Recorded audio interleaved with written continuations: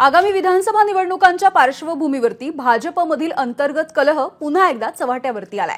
शिर्डी विधानसभा मतदारसंघासाठी इच्छुक असलेले भाजपचे डॉक्टर राजेंद्र पिपाडा यांनी महसूल मंत्री विखे पाटील या पितापुत्रांवरती काही गंभीर आरोप केले आहेत।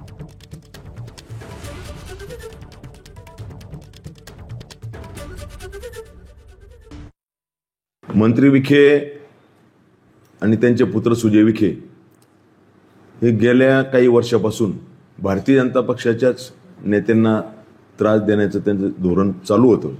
विखे नावाचा विंचू जिल्ह्यातील भारतीय जनता पक्षाच्या सर्व नेत्यांना आणि कार्यकर्त्यांना डसला, परंतु हा विंचू आता महादेवाच्या पिंडीवर जाऊन बसलेला आहे आणि भारतीय जनता पक्षाच्या नेत्यांची अशी अवस्था झालेली आहे की त्या विंचवाला चप्पल मारायची तर चप्पल महादेवाला लागते।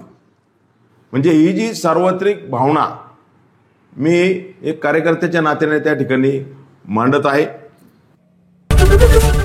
एबीपी माझा, उघडा डोळे बघा नीट।